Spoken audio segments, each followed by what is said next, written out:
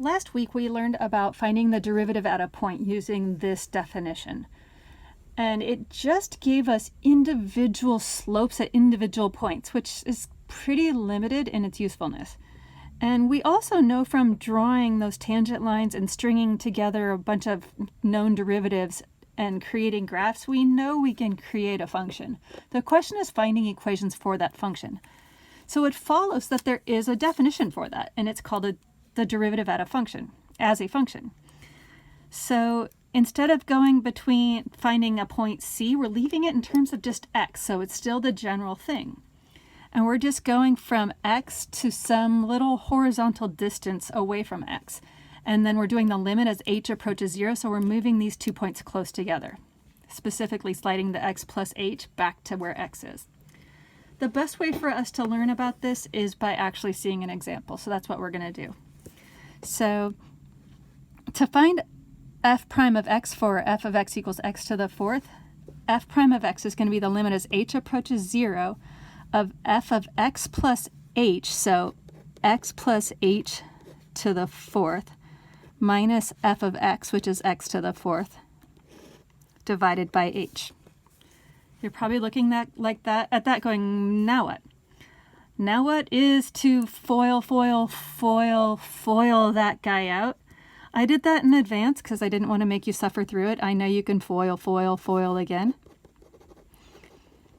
So if we do foil that out, we get x to the fourth plus 4x cubed h plus 6x squared h squared plus 4x h cubed plus h to the fourth. Whew, that's long. And then all of that minus x to the fourth. All of that over h. From here you might notice, oh wait, x to the fourth, those are gone. Okay, fine. So now we have still limit notation because we haven't taken the limit yet. We'll have 4x cubed h plus 6x squared h squared plus 4xh cubed plus h to the fourth all over h. Now you might notice that in the numerator there's an h in every single term, which means I can factor out my h. That will lead to handy things, I promise. So if I factor an h out, I get 4x cubed plus 6x squared h plus 4xh squared plus h cubed, still over h. Now those h's, we can divide it out, leaving us the limit as h approaches, oh dear, did it again. So leaving us the 4x cubed plus 6x squared h plus 4xh squared plus h cubed.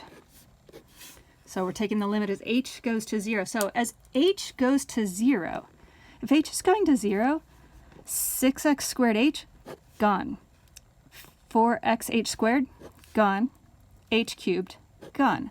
So that tells us that f prime of x is just 4x cubed. And this actually leads us to a shortcut. I'm going to rewrite the original function with this. So when f of x is x to the fourth, f prime of x is 4x cubed. Now we know enough about looking at the derivatives of cubics, looking at those, that the derivative is a quadratic. We had a conjecture that the derivative of an x to the seventh would be an x to the sixth. This clues us in to what's going on. And it actually is going to lead us to a formula, and it's our very first shortcut, and that is so exciting because the reality is we're not going to have to suffer through all of that. We will be able to skip straight to the end, and it's really fast. So if we have something in the form of just x to the n, where n is a number, that's a number, not a hashtag. Maybe it could be. But y prime, the derivative, is, looking at this, that 4 ended up down in front. And then x times x, and then our new exponent is 1 less. And that's it. Really straightforward and fast.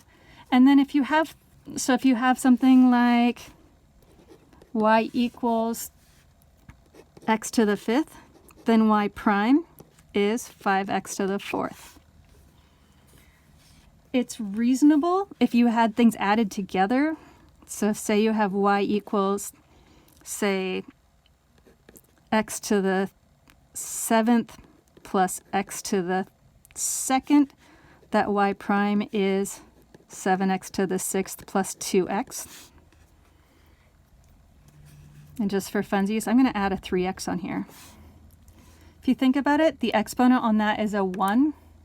Bring it down to the front, you have 1 times 3, and then to the x to the 1 minus 1, x to the 0.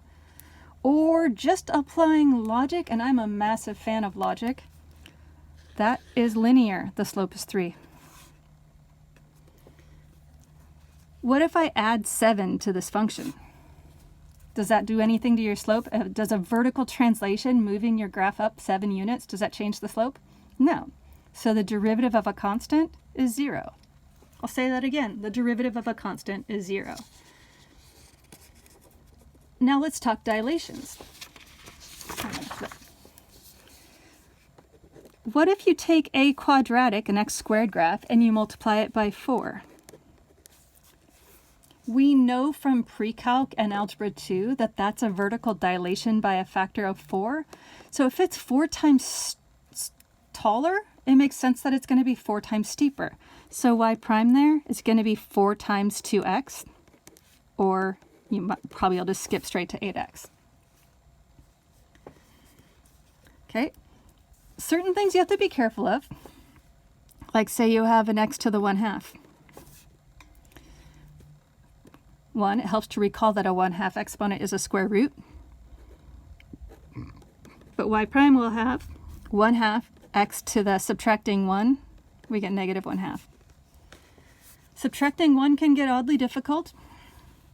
If we have y equals x to the negative 5, y prime is going to be negative 5x to the negative, be careful here, 6. And so all of these are examples of using what is known as the derivative of a power function. A power function is just something like this. You string a bunch of them together with a plus or a minus, it becomes a polynomial. Unless you have fractional exponents, then technically it's not, but same difference. So that, in a nutshell, is two things. The derivative, another definition of a derivative, that's what we started with, and then the derivative of the power function.